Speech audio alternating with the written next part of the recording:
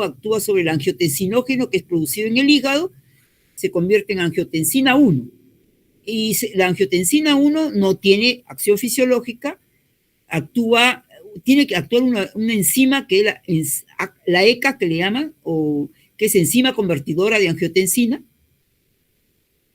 convierte en angiotensina 2, y esta angiotensina 2 es la que actúa acá en nivel de las suprarrenales para producir aldosterona. Esta aldosterona, de nuevo, actúa a túbulo distal, como hemos dicho, para reabsorción de sodio, incrementa la reabsorción de sodio y incrementa la secreción de agua. Entonces ahí ya se incrementa. Entonces, ahora, esta enzima es muy importante porque convierte una sustancia inactiva a una sustancia fisiológicamente muy activa como es la angiotensina 2. Y la angiotensina 2 hemos dicho que por sí sola ya produce vasoconstricción y aumento de la presión arterial. ¿Por qué? Porque también otro estímulo de la renina que actúa es cuando hay una disminución del volumen de sangre, por ejemplo, una hemorragia. Cae el volumen y cae la presión. Entonces también es un estímulo, ¿por qué? Porque al resolver sodio reabsorbe agua y recuperamos, ¿no? Entonces, cuando hay entonces es por eso es que inmediatamente la angiotensina 2 de por sí, al producir vasoconstricción, aumenta. Y además, al producir aldosterona, al aumentar más el sodio, la reabsorción de sodio y aumentar más el agua, pues incrementa mayor la presión arterial. Entonces, en hipertensos, en una persona hipertensa, lo que menos se quiere, pues, es que actúe esta, angiotensina 2, porque imagínense, producirá vasoconstricción, retención de sodio, retención de agua, aumenta volúmenes, aumenta presión. Entonces hay que bloquearla. Entonces, hay un grupo de medicamentos antihipertensivos que actúan a este nivel. Entonces, bloquean la ECA, la enzima, y no permiten que esta angiotensina 1, que no tiene funciones, se convierta en angiotensina 2 y producirían hipertensión. Entonces ahí tenemos esa. Por otro lado, como les había hablado, que el potasio, cuando hay mucho potasio, también puede estimular directamente a las suprarrenales para producir aldosterona, de tal manera que reabsorbe sodio y bota potasio, pues, ¿no? Entonces lo bota el exceso que hay, también es otra forma de estimular. Ahora, digamos, el incremento o sea, la acción de la presión, por ejemplo, una baja de presión estimula, pero no a través de las células de la mácula densa quizás, sino a través de los denominados vasoreceptores, ¿no? Que existen acá, ¿no? Y acá venimos a lo que es la regulación renal del equilibrio. Sería un cuarto de hora más, ¿no? A ver, por favor. Pueden quedarse, ¿no? Entonces, para esto terminar. ¿Están ahí? ¿Me están escuchando? Sí, profesora. Sí, doctora. ¿Ya se durmieron o ya me desconecté? Bueno, entonces ese es el papel que quizás no hemos visto y que sí, o sea, que el riñón tiene que manejar el pH también. Entonces, acá voy a juntar las dos cosas. Voy a comenzar con lo que faltaba ahí y que ahí completamos lo que faltaba y que vimos acá acá.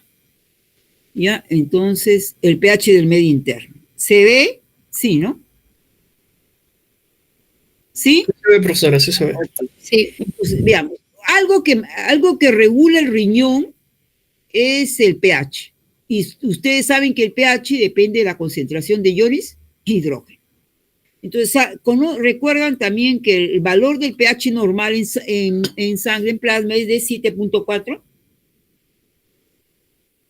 más o menos 0.04. Es un valor muy ajustado. Ese es lo normal, el pH arterial, ¿no? De sangre arterial. Y tenemos ahí que si líquidos, o sea, el plasma, comienza a aumentar la concentración de iones hidrógeno, o sea, si aumenta el pH, vamos a encontrar primero en el aumento del pH, llegamos a lo que se denomina una alcalemia, o sea, la sangre se vuelve alcalina, y si esto continúa incrementándose, termina en una alcalosis, que es ya un problema, ¿no? Porque la alcalosis tiene unas características que va a producir en todo el organismo, esta alcalosis, y porque sabemos nosotros, como ustedes muy bien, más que están ahí, que saben que toda reacción química se produce a un determinado pH. Entonces, todas las reacciones químicas de nuestro organismo se producen a ese pH 7.4, ¿no? Sobre, ¿no? 7.4 del plasma, ¿no? Y si se altera el pH, entonces va a hacer que muchas reacciones químicas no se produzcan. Entonces, esto produce, cuando se aumenta, produce una alcalosis con disrupción de muchos estados, que es un estado que puede llevar hasta la muerte, ¿no? Morir por alcalosis. Y si mucho baja, también primero la sangre va a producir una acidemia que va a llevar a trastorno, como es una acidosis, que tiene ya, o sea, tipificado características propias que se producen en el organismo. Ok. Ahora, ¿de qué depende? Ya hemos hablado del pH. El pH depende de la concentración de iones hidrógeno. Esta famosa ecuación, ¿no? pH es igual a menos el logaritmo de la concentración de iones hidrógeno. Entonces depende. Para que exista este pH que hemos visto que es normal en el plasma, que es 7.4, necesitamos que la concentración de iones hidrógeno sea 40 milimoles, ¿no? 40 molar, tenemos acá. Entonces, nos da ese pH.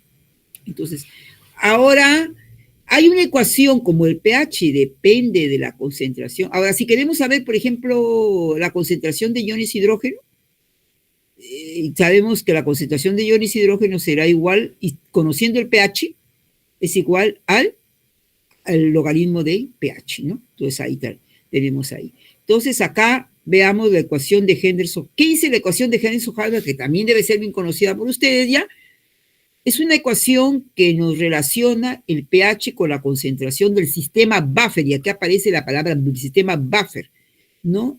¿Qué es un sistema buffer? Ya también debe ser conocido con los conocimientos que deben traer la fisiología, que es un sistema buffer. Un sistema buffer es un sistema en el cual está compuesto por una base y un ácido débil. ¿Qué significa? Que un ácido débil significa que tienen una constante de disociación baja, ¿no? ¿Cuáles son los buffers? Sistemas buffer que se conocen en el organismo. El sistema bicarbonato, que es el que generalmente gobierna, que hay más en el plasma. El sistema fosfato, que hay más dentro de la célula. También hacen como sistema buffer las proteínas y una proteína especial como es la hemoglobina. Entonces, ¿qué tiene de, o sea, efecto fisiológico, podríamos decir, este ácido y esta base débil? De que ellos pueden controlar y mantener el pH constante. O sea, mantienen el pH normal. Este sistema buffer mantiene el pH normal, ¿no? Entonces, como hay más bicarbonato en el plasma, el que controla, el que mantiene el pH normal, que no se cambie, que podría producir un problema, viene a ser, pues, disculpe, viene a ser el sistema bicarbonato. Y dentro de la célula, como hay fosfato más, entonces ahí el sistema buffer que gobierna y que mantiene el pH del intracelular es el sistema fosfato. Las proteínas pueden ayudar en ciertas situaciones donde están o en el plasma o dentro de la célula. Y hay una proteína especial, que es la hemoglobina, que hemos dicho que también actúa como sistema buffer, manteniendo el pH, que está dentro de los glóbulos rojos. Entonces ella actuará, digamos, en el glóbulo rojo y mantendrá el pH en el glóbulo rojo. Ahora, dentro del glóbulo rojo. Entonces es tan importante entonces el sistema buffer para mantener el pH, sí, porque en algunas ocasiones, ya sea por una reacción bioquímica, se pueden desprender iones de hidrógeno. Y entonces, como el pH depende de la concentración de iones de hidrógeno, me va a alejar, ¿no? Pues en este caso, si hay mayor hidrógeno, pues me acidificaría, ¿no? Pero también pudiera que estos iones de hidrógeno pudieran venir por la alimentación. Entonces, con los alimentos que llegamos y nos alimentamos de repente con ciertos alimentos muy ácidos o lo que fuera que tenga bastante iones de hidrógeno, y entonces tendrían también. Entonces, esto es importante, ahí es donde ellos entran a tallar, ¿no? A controlar. Que ni se vaya al lado de ácido, ni que se vaya al lado alcalino, que se mantenga. Entonces, como es tan importante ese sistema, importa, pues, su concentración, quiere decir que hay una concentración que debe estar presente en ese plasma para que mantenga ese pH. Esta relación entre la concentración del pH y la concentración del sistema buffer se ve reflejada en esta ecuación que lo crearon seguramente Henderson y Hasselbalch, que es la ecuación de Henderson-Hasselbalch. Relaciona pH con la concentración del sistema buffer que determina. La ecuación es el pH es igual al pK del sistema. Ya saben que el pK es una constante propia de cada uno de los sistemas, y si es una constante es un valor que siempre va a ser igual, no puede cambiar, más el logaritmo de la concentración de la base del sistema y el ácido del sistema. Hemos dicho que el sistema buffer está constituido por la base y un ácido. Es decir, si es sistema bicarbonato, sería la base el bicarbonato de sodio y el ácido carbónico. Entonces, si es el sistema fosfato de sodio, y tenemos el ácido fosfórico. Si son proteínas básicas y proteína ácida, ¿no? Así, la hemoglobina, tal, ¿no? Entonces, ahí tenemos ahí. Entonces, esa es la concentración. Y cada uno de esos sistemas tiene un pK que lo caracteriza propio, y cuando a esa pK le sumamos el logaritmo de la diferencia entre la base, la concentración de la base y el ácido, nos debe de dar el pH que requerimos. Como estamos hablando del medio interno, o sea, del líquidos del plasmático, vamos a ver vamos a reemplazar esta ecuación con que el pK del sistema bicarbonato es 6.1. La concentración del bicarbonato lo dimos en la clase anterior, está entre 24 y 27 miliequivalentes por litro, lo normal. Entonces ponemos 27 miliequivalentes por litro. Y la concentración del ácido carbónico es 1.34 miliequivalentes por litro. Entonces tenemos ahí 1.34 miliequivalentes por litro. Y vemos ahí. Si nosotros dividimos 27 sobre 1.34, nos sale que es 20. Entonces sería el logaritmo de 20. Entonces, a 6.1 le sumamos el logaritmo de 20, nos sale 7.4, que es lo normal. Entonces ahí vemos. Bueno, entonces, ¿qué es lo que notamos acá? Que esto no va a cambiar. ¿Qué es lo que podría cambiar? Que esta división, en lugar de ser 20, que estos son los valores normales, no sea 20, sino otro valor, sea menor o sea mayor. Y ya esto no nos da esto. Entonces, lo que debe mantenerse, en realidad, para mantener este valor normal, no son tanto los valores individuales de esto, sino que la relación, o sea, que la división sea 20.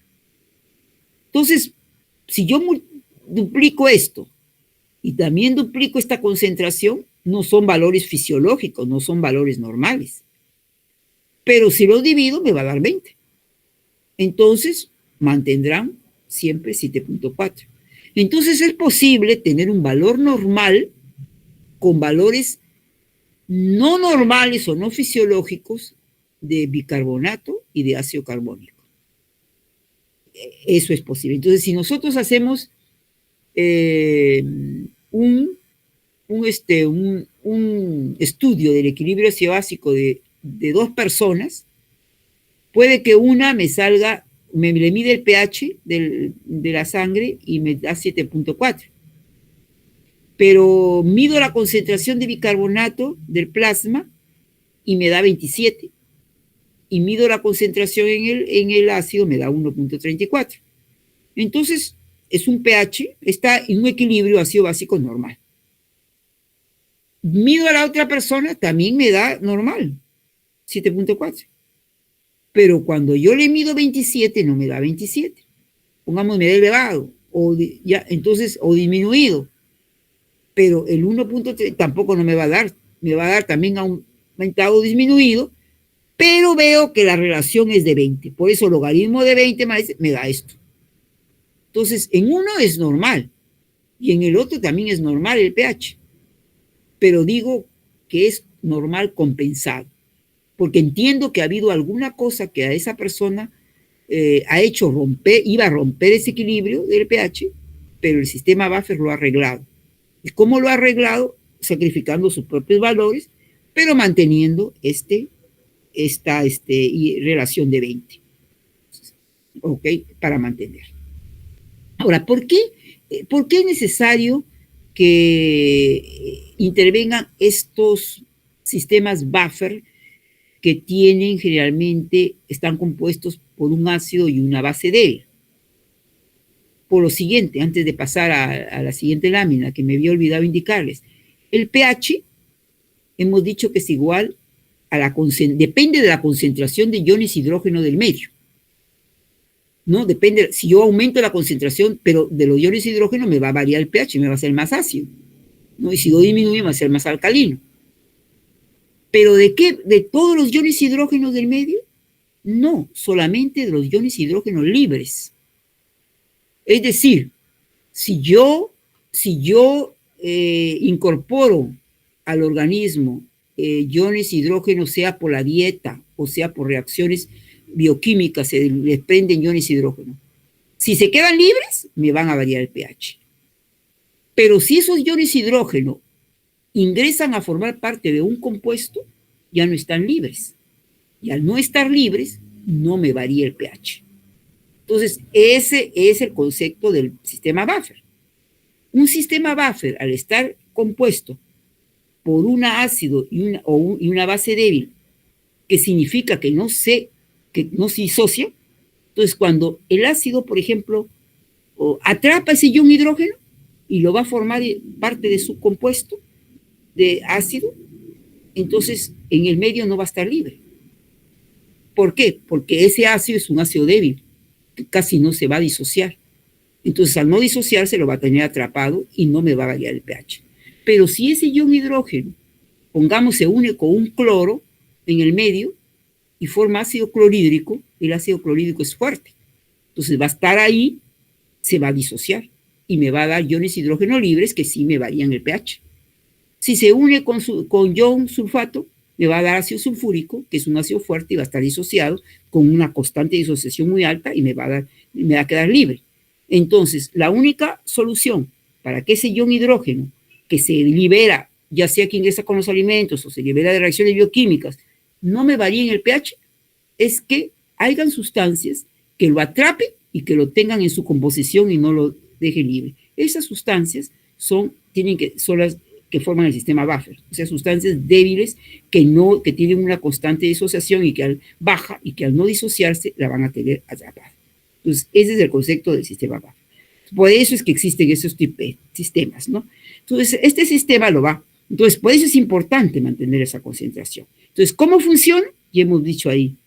Funciona generalmente, si uno aumenta, el otro debe aumentar, y si uno disminuye, el otro debe disminuir, para mantener esta relación de 20 y no cambiar ese pH.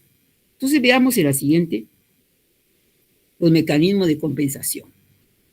Bueno, tenemos acá.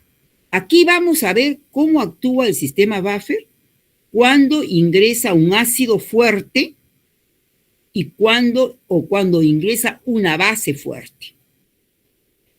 Pongamos el caso que se incremente el ácido clorhídrico por las razones que fuera. El ácido clorhídrico, ya hemos dicho, es un ácido fuerte. Entonces, en el organismo va a estar disociado como ion hidrógeno y como ion cloro. Y si ingresa una base fuerte como hidróxido de sodio, también, ¿no? Entonces me va a alcalinizar el medio. En este caso sería, ¿qué pasaría con una acidosis y qué pasaría con una alcalosis? Entonces vamos a ver. Ahí es donde entre el ácido clorhídrico, comienza y va a disociarse. Entonces ahí es donde entra el sistema buffer. Primer mecanismo de regulación de pH, unirse al sistema buffer que está dispuesto en el plasma. Es lo primero. Entonces, reacciona el ácido clorhídrico con la base del sistema buffer, que sería el bicarbonato de sodio, y forma ácido carbónico y cloruro de sodio.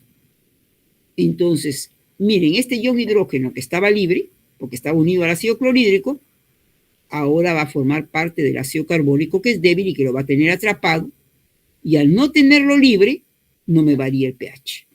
Lo ha tamponeado. Eso es lo que hace el sistema buffer, ¿no? Tamponear. ¿Ok? Entonces dirían, bueno, ya se terminó ahí, ¿no? Si este de acá lo tamponeó, ya está ahí, pero esa es la primera parte de la regulación. ¿Por qué decimos la primera parte de la regulación? Porque miren, veamos, cuando este compuesto se unió a este compuesto y ha formado estos compuestos, ya no van a existir estos, porque lo que van a existir es esto, los de acá, ¿no es así? Esto que ha reaccionado. Este se ha unido a esto y ha formado estos compuestos. Quiere decir que este bicarbonato de sodio va a disminuir la concentración de bicarbonato de sodio a expensas de que se ha incrementado el ácido carbónico. Para un tamponeamiento principal de emergencia, correcto. Pero acuérdense de la ecuación de Henderson-Hasselbalch. Había que mantener la relación de 20. Y si uno disminuye y el otro aumenta, va a romper esa relación que vimos anteriormente, esta. Si este disminuye y este aumenta, ya no me va a dar 20. Y entonces va a ser logaritmo de otro número y no me va a dar esto. Entonces, una primera tamponación sí, pero lo ha logrado rápidamente, pero si este disminuyó, este tiene que disminuir, manteniendo la relación de 20. Entonces ahora el problema del organismo es hacer que esto disminuya. ¿Quién va a disminuir esto? ¿Quién trabaja con el ácido carbónico? El pulmón. Entonces el ácido carbónico va a ir al pulmón y se va a descomponer. Ahí hay una enzima que se llama anhidrasa carbónica y se va a descomponer en CO2 más agua. Entonces ya no hay bicarbonato, disminuye, al nivel que disminuyó, mantiene la relación de 20 y mantiene el pH. Sí, pero se incrementó el CO2. Entonces, efectivamente, hay que eliminar ese CO2 del organismo. Por eso ha ido al pulmón, porque el pulmón puede eliminar el CO2 a través de la respiración.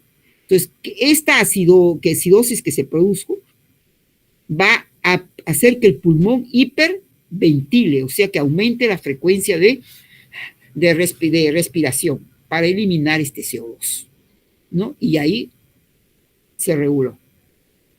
Si el pulmón tuviera un problema que no pudiera ventilar, entonces no pudiera eliminar este CO2.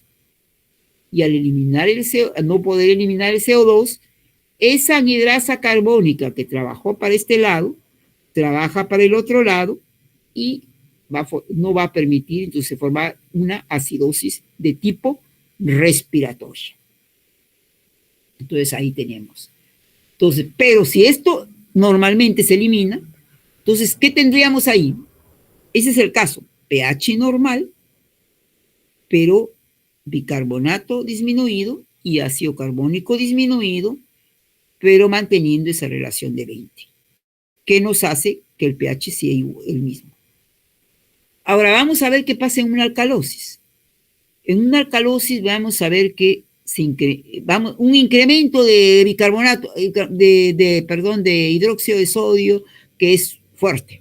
Me alcalinizaría el medio y bloquearía la acción de muchas enzimas.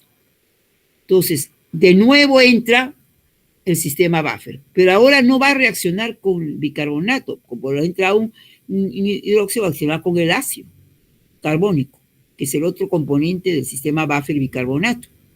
Entonces, hidróxido de sodio más ácido carbónico forma carbonato de sodio, que es el otro, ¿no? Más agua. Entonces ya se ha amortiguado, ya no tengo hidróxido de sodio, sino tengo bicarbonato de sodio, que sabemos que es débil y que por lo tanto no se va a disociar, no va a dejar tampoco ni OH fuera ni nada, ¿no? Pero ¿qué ha pasado? Lo mismo que acá. Disminuyó el ácido carbónico y aumentó el bicarbonato de sodio.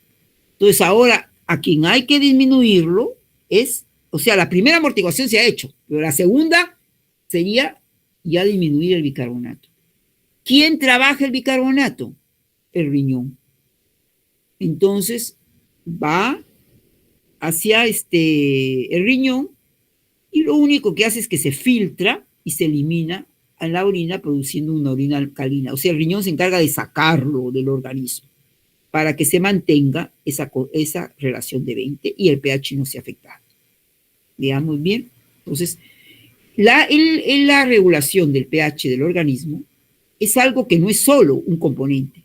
Primero el sistema buffer, luego actúa el sistema del pulmón y también interviene el riñón. Entonces, cuando ustedes hagan respiratorio, van a volver a esto, ¿no? Por la regulación, sobre todo del ácido carbónico, ¿no? Entonces, ahí tenemos el pulmón. Ahora, aparentemente me dirían, pero no es así. Es bicarbonato y pulmón en caso de acidosis. Bicarbonato y alcalosis, pero y riñón en caso de alcalosis. Porque daría la impresión aquí.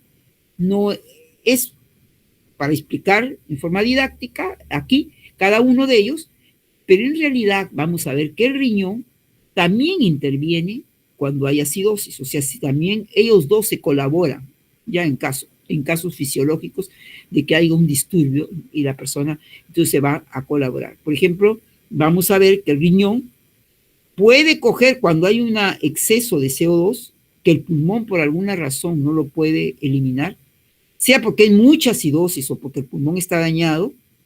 Entonces el riñón puede coger este CO2 para tratar de eliminarlo a través de la vía renal y bajar la acidez. Pero el CO2 es un gas y el riñón no elimina gases.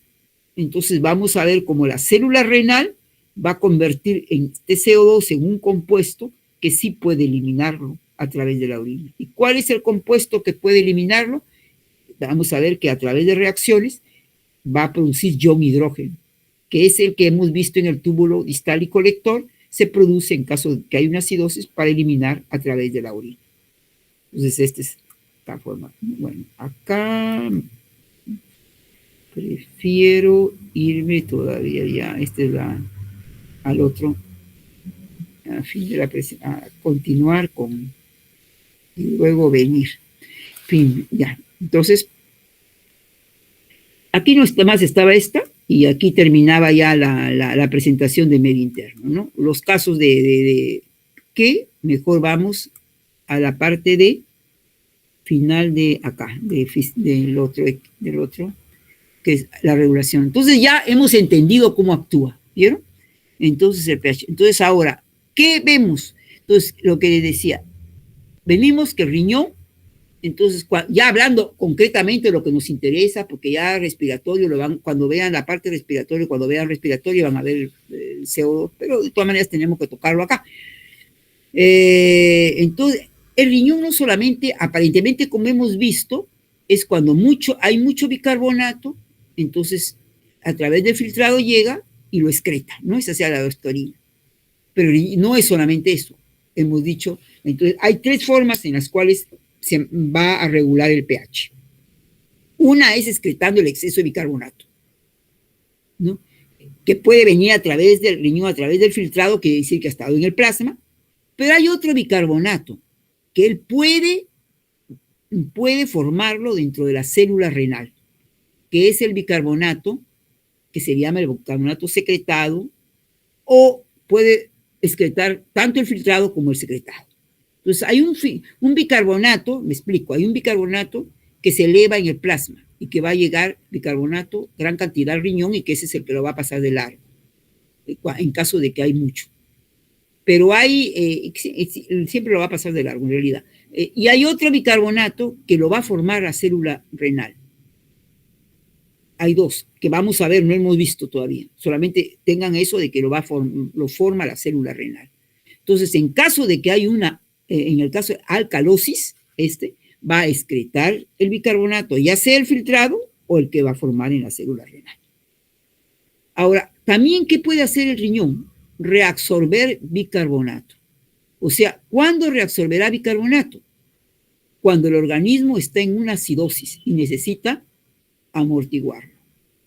Entonces, generalmente, cuando el organismo está en acidosis, la célula renal va a producir un bicarbonato, ¿no? Y que es el bicarbonato secretado, y ese es el que lo va a meter a la sangre para amortiguar la acidosis.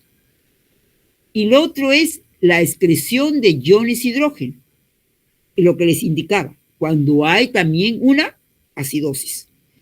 Entonces, el CO2 no lo puede eliminar mucho el pulmón, entonces él dice, tráemelo acá, entra a la célula, hace unas reacciones químicas y sale ion hidrógeno.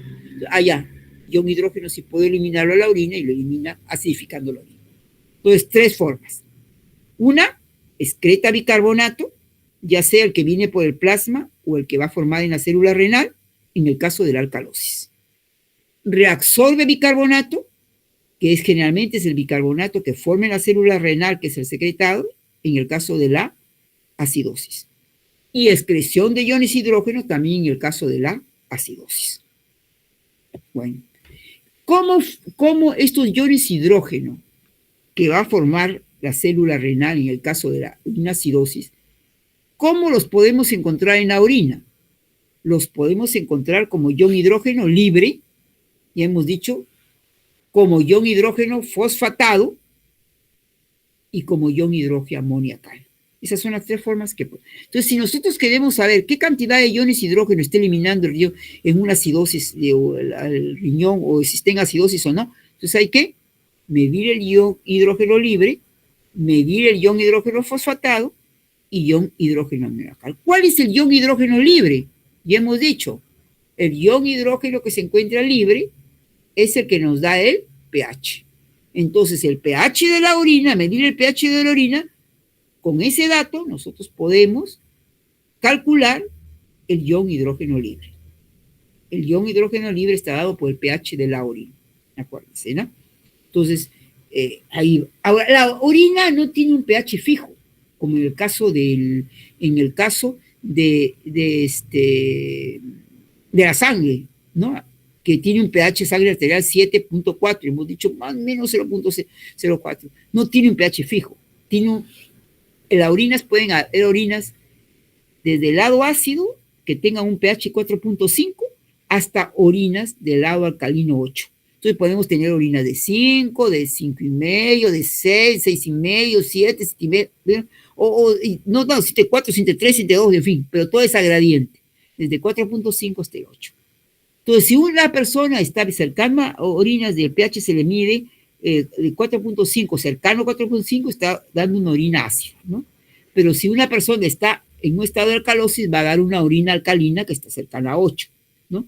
A 8, ¿no? Entonces, ahí, generalmente, normalmente, las orinas son ácidas. Entonces, salvo en situaciones de alcalosis, la orina la vamos a encontrar alcalina, o en situaciones después de una alimentación con alimentos que sean alcalinos, entonces me va a dar una alcalinidad, no alcalina la orina, pero generalmente son ácidas. Entonces ya sabemos cómo podemos medir el ion hidrógeno libre. Ahora, el ion hidrógeno fosfatado es aquel ion hidrógeno que en lugar que se une al fosfato, y acuérdense que el fosfato es otro sistema buffer. El fosfato es el sistema buffer que existe en la luz tubular, ¿no?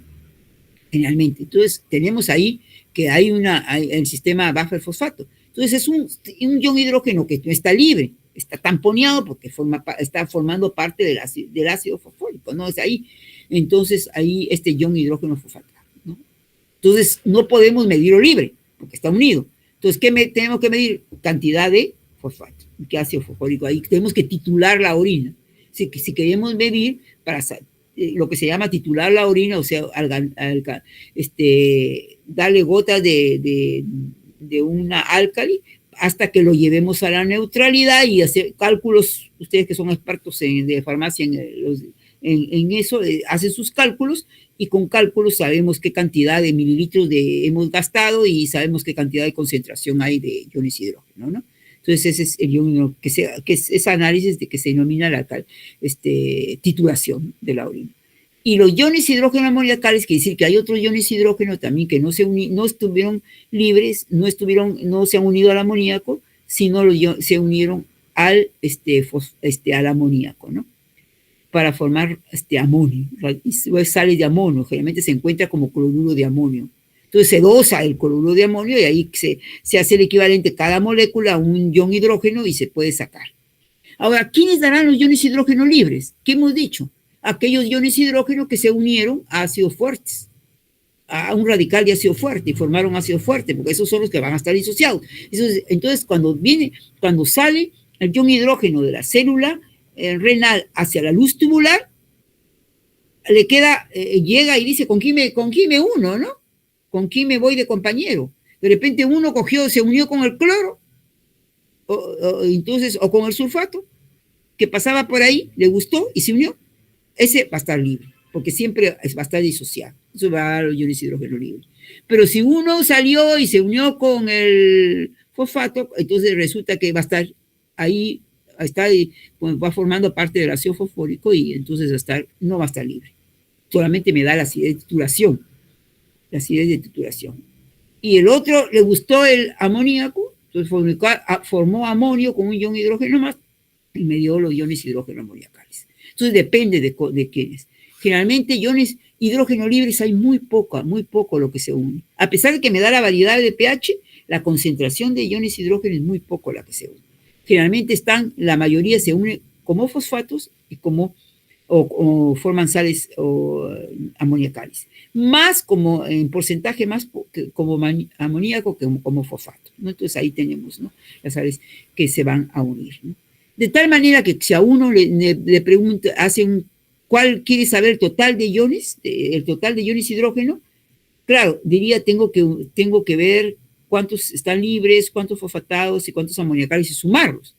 Pero esta cantidad es tan pequeña, a pesar que me da que nomás se unen fosfato y amoníaco. Estos son 12 para el cálculo. Porque esto sería agregarle 0.0000, porque imagínense, vamos a pensar, hemos dicho, el ion, el ácido, el pH de la orina está entre 4, 5 hasta 8. Vamos a ver que hemos dicho las orinas son ácidas. Una orina de pH 5 tenemos. Entonces, una orina, no vamos a poner decimales porque por el cálculo del logaritmo. Entonces, sea fácil. Entonces dice, ya, tiene pH 5. Entonces yo pregunto, esa orina de pH 5, ¿qué concentración de iones hidrógeno tendrá? Entonces ya sabemos que la concentración de iones hidrógeno es el antilogaritmo del pH. Entonces, antilogaritmo de 5. Y el antilogaritmo de 5, que es 0.00005. Entonces, imagínense. Entonces, esa es una cantidad muy pequeña. Entonces, unido a la cantidad de fosfato y amoníaco significa poner el 000. ¿Para qué? Entonces, generalmente, la totalidad de iones hidrógenos están entre fosfatos y iones hidrógeno amoniacales. Y aquí tenemos cómo se secreta, miren. Creo que acá está mejor. Miren, es lo mismo, podemos volver a acá y decirle solamente, pero veamos. El CO2, dijimos, ¿qué sucede cuando hay una acidosis? Ya hemos visto, pongamos el ácido clorhídrico ingresa en la ecuación, reacciona con el bicarbonato y me forma más ácido carbónico, ¿no? Y este ácido carbónico va al pulmón y mediante la anhidrasa carbónica se descompone en CO2, que es lo que va a eliminar más agua. Pero pongamos el caso que el pulmón no puede eliminar porque es un exceso o porque está dañado ese CO2. Entonces quedaría en la sangre y elevaría pues la acidosis. Una cosa que quizás es importante, porque también la van a ver en respiratorio, es que si bien hemos dicho que el sistema buffer está conformado por el bicarbonato de sodio y el ácido carbónico, y hemos visto que el ácido carbónico es 1.32 y que estamos hablando de él, pero en la práctica médica no se mide ácido carbónico, se mide presión de CO2. Por eso de que el ácido carbónico es igual, se descompone en CO2 más agua. Entonces el CO2, que es un gas, se mide presión de CO2, eso es lo que nos va a dar el indicativo de eso. Entonces generalmente se mide bicarbonato y presión de CO2, que es una manifestación del ácido carbónico. Entonces, bueno, entonces, ¿por qué? Porque es lo que, entonces el pulmón eleva el CO2 porque no lo puede eliminar. Entonces el riñón le dice, bueno, yo te voy a ayudar, ¿no? Dame el CO2. Entonces viene el CO2, acá está el CO2 ingresando a la célula. Puede venir este CO2 a través del líquido que se ha filtrado, ¿vieron? ¿Ve? Este CO2 y puede ingresar a la célula, ingresa a la célula. Pero este CO2 es un gas, entonces se combina con el agua de la célula, y por esa misma enzima que dijimos que descomponía el ácido carbónico, que la anhidrasa carbónica, que también se encuentra en la célula renal, se unen, al contrario, se forma ácido carbónico de nuevo. Luego el ácido carbónico lo descompone en ion hidrógeno y ion carbonato. Este ion hidrógeno es el que hemos dicho que se va hacia la luz tubular y puede unirse con en este caso con el cloro se va a unir, por ejemplo, o ya puede unirse con cualquiera y a formar, ¿no? Ahí. ¿Y qué es lo que hace? Forma este ion carbonato, pasa a la luz tubular y en realidad se está reabsorbiendo también sodio, no está aquí en este esquema el sodio, y en realidad lo que se hace es reabsorber bicarbonato de sodio. Entonces, por cada ion que elimina, se forma un ion carbonato, digamos, ¿no? Que lo va a tirar hacia la... Yo creo que el anterior, sino que el esquemita está... Acá está mejor, digamos, efectivamente, el anterior que omitimos. El CO2, decíamos, venía a través del líquido intersticial, y aquí, por ejemplo, también veamos que el CO2 también puede venir a través de la descomposición del bicarbonato en el túbulo en el que se está formando la orina. Entonces, veamos a ver, CO2 ingresa, y aquí tenemos CO2 más agua, anhidrasa carbónica, sino que está formación de ácido carbónico, y se descompone en ion hidrógeno que lo va a dar a la luz tubular, y el ion bicarbonato que va a ir. Pero a la par, esta célula tubular está eliminando hacia el líquido intersticial, está el sodio, por la bomba de sodio-potasio. Entonces tenemos ahí que en realidad está eliminando bicarbonato y sodio, bicarbonato de sodio, ¿no? Entonces ahí tenemos. Entonces, por eso es que decimos, doble función en una acidosis. Quita iones hidrógeno para disminuir la acidosis y manda al intersticio bicarbonato de sodio para amortiguar la acidosis. Este bicarbonato este es el que se conoce con el nombre de bicarbonato sintetizado. Entonces hay dos bicarbonatos, el que viene del plasma, el que viene del plasma, y el otro que se forma en la célula renal. Entonces ahí tenemos, volvemos a la siguiente, entonces acá está más. Este ion hidrógeno le puede pasar que se una al cloro y forma, este es el ácido clorhídrico que iría hacia la luz tubular y y este es el que da el pH. Ahora, la otra cosa es igual formación, ¿no? Acá sí está más el bicarbonato, ¿vieron? Ingresa CO2 más agua, anhidrasa carbónica, ácido carbónico, ion hidrógeno a la luz tubular, a la orina, y bicarbonato a la sangre, y bicarbonato de sodio. Entonces está recuperando bicarbonato de sodio. Entonces, por cada ion hidrógeno que elimina, también manda un bicarbonato de sodio a la sangre. Este ion hidrógeno se une, en este caso ya no, sino con el fosfato, con el radical fosfato, forma ácido fosfórico, ¿no? Entonces este es el que da la acidez de titulación, porque va a estar unido este ion hidrógeno, no lo va a dejar. Y además hay otro, que es este CO2, con agua igual formación, esto es igual, solo que el ion hidrógeno se une al amoníaco, y el amoníaco viene de la célula por los aminoácidos, descomposición de los aminoácidos, se une, coge el ion hidrógeno y forma amonio, radical amonio. El radical amonio se une con el cloro y forma cloruro de amonio como base a la orina. Entonces esas son las sales de amonio. Ese es el otro compuesto, ¿bien? Entonces, ahí tenemos, ya para terminar, los datos típicos de un estado normal, en un estado básico normal. Tenemos, por ejemplo, si queremos ver una orina, ¿cómo sabemos si es una orina normal, una orina en acidosis o en una orina en alcalosis? El pH, lo primero. Hemos dicho que el pH generalmente es ácido, pH ácido. Es un pH normal, porque hemos dicho normalmente. Entonces, pero vamos a ver cómo está. Hay ácido titulable. Dice, el laboratorio generalmente no nos va a decir ion hidrógeno fosfatado, ion hidrógeno amoniacal, sino ion hidrógeno. Me dice ácido titulable, 20 nanomoles, amonio excretado, 40 nanomoles, bicarbonato excretado 1 nanomol por día. Eso es lo que nos daría los datos de laboratorio. Entonces, entiendo, aquí le dije que los iones hidrógeno que se unían al fosfato son los iones hidrógeno fosfatados y que se miden mediante la acidez de titulación. Este es el ácido, estos son los iones hidrógeno fosfatados. Y los iones hidrógeno amoniacales, esto es más fácil, pues es el amoníaco excretado. Ya les decía que el amoníaco, los iones hidrógeno amoniacales son mayor que los fosfatados. ¿Y cuánto de bicarbonato? Apenas en condiciones normales 1 nanomol por día.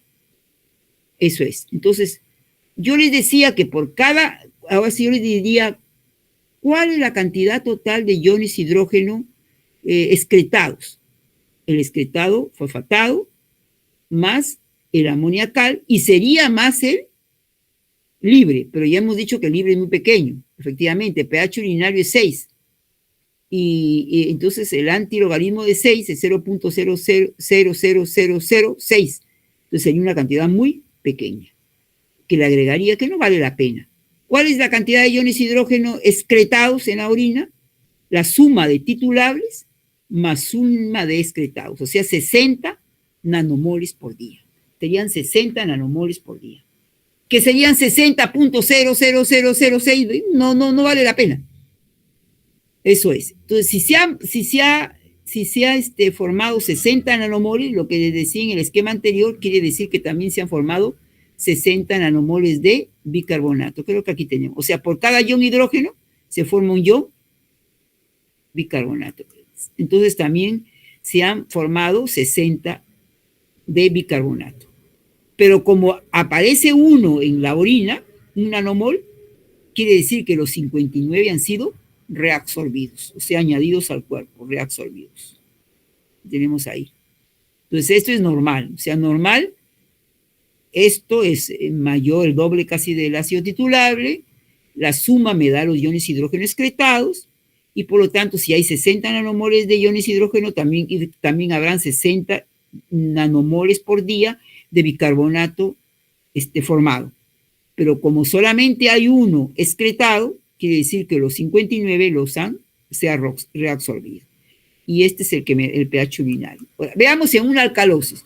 Si hay alcalosis, al organismo no le interesa, no le conviene, más que todo, eliminar ácidos, sino retenerlos para amortiguar la alcalosis. ¿Cómo nos damos cuenta que la persona está en alcalosis? Por el pH. Está, miren, un 8, bien alcalino. Vemos el tope. Y lógico, la acidez titulable es 0. ¿Qué es lo que elimina en una alcalosis? Está fundamentalmente bicarbonato y el bicarbonato está elevado. ¿Se acuerdan que normal era 1? Ahora está eliminando por la orina 80 nanomoles por día. Es una orina alcalina. Entonces ahí tenemos 80 nanomoles por día. Y en un pH alcalino. Y lógico que no hay esta acidosis. En una acidosis, ¿qué sucedería? En una acidosis, veamos, en una acidosis que se incrementa. Miren, porque está viendo acidez, aquí era C, lo normal, vamos a ver. 20-40, miren, ahora es 40-160. Siempre los iones amoniacales son más que los iones fosfatados. Y lógico, en el estado de acidosis, hasta ese 1 nanomol que era normal, no le interesa, lo necesita para amortiguar la acidosis. Entonces, si yo les pregunto, ¿qué cantidad de iones hidrógeno está eliminando en este caso de acidosis? Sería 160 más 40, ¿no? O sea, 200 nanomoles de iones hidrógeno, porque esto ya sabemos que no se considera, no 160 más, son 200. Y si se formó 200 iones hidrógeno, nanomoles de iones hidrógeno por día, quiere decir que también se formó 200 nanomoles por día de bicarbonato. Pero como no hay nada de bicarbonato por la acidosis, quiere decir que estos 200 nanomoles por día se están reabsorbiendo. Están añadidos al cuerpo, quiere decir reabsorbidos, ¿no? Entonces esa es la cantidad. Si yo le daría unos datos así, le pregunto, ¿cuál cantidad de bicarbonato, está reabsorbiendo. En el caso de acidosis, pues lo único que tienen que hacer es sumar esto, ¿no? 160 más 40, la acidosis ya, eso es lo que, igual a bicarbonato, y como no aparece nada, está reabsorbido. Y estas son las alteraciones que se producen en el equilibrio ácido-básico. Entonces, como el pulmón maneja el ácido carbónico y el riñón maneja el bicarbonato, cuando hay alteraciones del ácido carbónico o del PCO2 también, que es lo mismo, entonces decimos que son trastornos respiratorios. Y cuando hay del bicarbonato, no decimos trastornos renales, ahí no, sino metabólicos. ¿Por qué? Porque vamos a ver que no necesariamente involucra el bicarbonato, sino otras sustancias del metabolismo del organismo. Entonces ahí tenemos así. Puede haber ¿cuándo habrá acidosis respiratoria? Cuando no puede el pulmón eliminar el CO2 o disminuye, no puede eliminar ese exceso de CO2, se queda en el organismo o sea, y no puede, y produce acidosis. Ahora, me olvidaba de indicarles también cuál es la presión de CO2 normal. La presión de CO2 normal es de 40 milímetros de mercurio, porque esa es la presión, es un gas, ¿no? 40 milímetros de mercurio, esa es la normal. Entonces, cuando hay una acidosis, este valor está por encima de los 40. Entonces, ahí cuando hay una acidosis respiratoria. ¿Por qué? Porque hay más CO2. ¿En qué casos podría? En todo aquel caso en que el pulmón no respira bien. O sea, hay disminución de la ventilación. Por ejemplo, lesiones del centro respiratorio. Si una persona sufre un accidente y se lesiona el centro respiratorio en el hipotálamo, entonces hipoventila, no puede ventilar bien, y entonces ahí hay una acidosis respiratoria. Cuando se obstruyen las vías respiratorias, por ejemplo, un niñito se metió a una canica, alguna cosa y se obstruye la vía respiratoria por acción mecánica, eso va a llevar a una acidosis de tipo respiratoria, porque se acumula el CO2, no puede ventilar bien. Y en general todo. ¿Y cuando hay obstrucción? Por ejemplo, en el caso de la neumonía, ¿no? Vemos, se obstruye con flema y todo, entonces no va a haber en el asmático que no puede respirar bien, ¿no?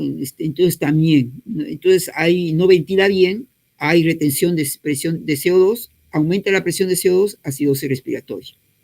Y cuando disminuye la superficie de membrana pulmonar, cuando una persona sufre generalmente una operación de pulmón, tiende a hacer acidosis, porque no puede ventilar bien. Durante el COVID, el problema eran respiratorios, no se podía ventilar bien, entonces eso generalmente llevaba a una acidosis respiratoria, ¿no? Entonces ahí, porque toda obstrucción, toda disminución de la ventilación. Cuando uno mucho habla, en el caso de acá, que estoy hablando ahora, entonces ahí uno tiende a irse a una acidosis respiratoria.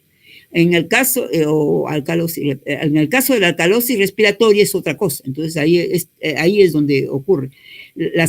O sea, cuando hiperventila, o sea, en lugar de disminuir las ventilaciones, está aumentando la respiración, ¿no? Entonces aumenta la respiración, entonces disminuye la presión de CO2. O sea, en lugar de ser 40, está menos de 40 porque hiperventila. Entonces tiende a ir a una alcalosis, pero de tipo respiratoria por disminución de la presión de CO2. ¿Qué casos? En todo caso de hipoventilación. Por ejemplo, alteraciones psicológicas. Entonces la persona cuando tiene, por ejemplo, una alteración psicológica, una cólera y comienza y entonces se altera y entonces esa alteración hace que hiperventile. Entonces ahí tenemos.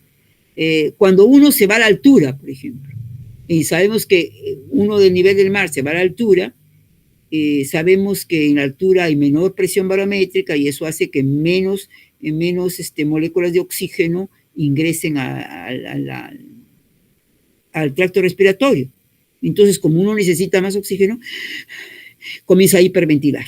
Entonces, hay una hiperventilación. Esta hiperventilación hace que nos lleve a un tipo de alcalosis, porque elimina CO2 y alcalosis respiratoria. Y esta alcalosis respiratoria es el resultado después de lo que es el soroche, ¿no? Del dolor de cabeza, los malestar y todo eso, ¿no? Ahí. Y el ejercicio también, acuérdense que uno hace actividad física, comienza a hiperventilar. Entonces también hiperventilar. Y aquí en este caso sería el que estar pues bastante tiempo así, digamos, no haciendo, estás hiperventilando. Entonces ahí el ejercicio también, o sea, puede llevarnos a una, que si es, ha habido de esos atletas pues, grandes, que hacen grandes maratones, que ha llegado a hacer tanto, digamos, que puede llegarse a una alcalosis y caerse, digamos, o sea, sobre un desmayo en el sentido por una alcalosis respiratoria.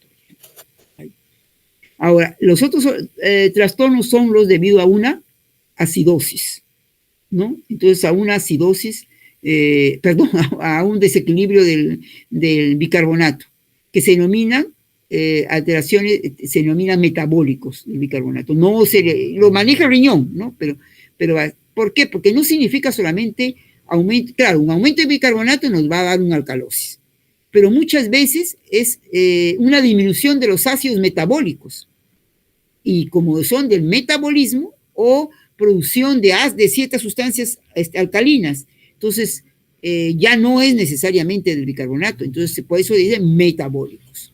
Entonces, por ejemplo, ¿qué nos produciría una acidosis metabólica? Una diarrea. ¿Por qué? Hemos dicho que, creo, sí, con ustedes hemos dicho en la primera que cuando eliminamos generalmente líquido del intestino, el intestino es alcalino. Por eso cuando decíamos el estómago es ácido porque tenemos el ácido clorhídrico, pero el intestino líquido del intestino es alcalino. Entonces, si hay frecuentes diarreas, estamos eliminando alcalinidad.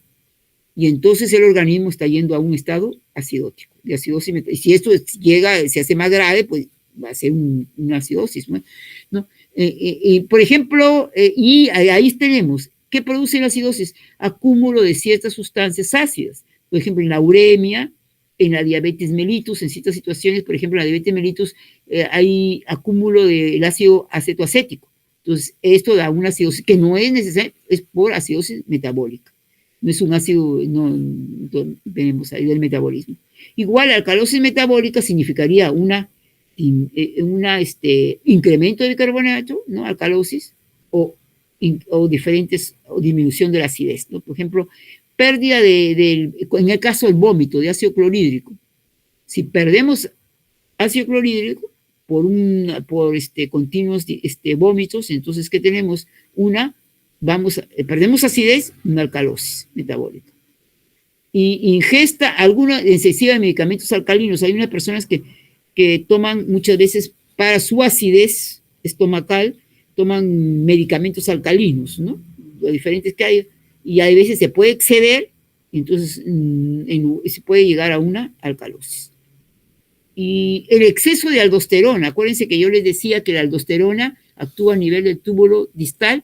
¿Y qué es lo que hace la aldosterona? Reabsorbe sodio, secreta iones hidrógeno y secreta potasio y secreta iones hidrógeno. Ahí está el otro, secreta iones hidrógeno, que muchos que nomás lo dicen sodio y potasio. También tiene acción en los iones hidrógeno. Al secretar iones hidrógeno está eliminando acidez a través de la orina. Entonces puede llegar a una alcalosis. Esas son las situaciones. Bueno, muchas gracias por su atención, chicos. Si es que no se han dormido, y creo que aquí hemos completado con todo. Si hay alguna pregunta, no sé.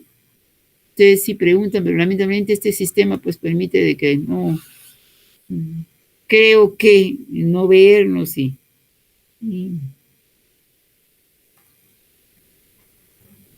Muchas gracias, profesora. Sí se ha entendido la clase, profesora. A ver, ya, ok. Entonces les he enviado, a ver, con eso completan con lo que les he enviado de las presentaciones, ¿ya? Y no sé cuándo tienen, creo que ya están por el examen, ¿no? De esta a la siguiente semana o algo así. Van a tener ya pues, cualquier cosa, ahí está en el correo, me escriben, cualquier consulta, ¿ya? Que no se haya entendido. Bueno, chicos, creo que ya deben de estar bastante cansaditos y todavía mañana tienen ustedes también igual tarea. Entonces, damos por concluida. Muchas gracias. Se pueden retirar, ¿ya? Ok. Muchas gracias, profesora, por la clase. Buenas noches, profesora.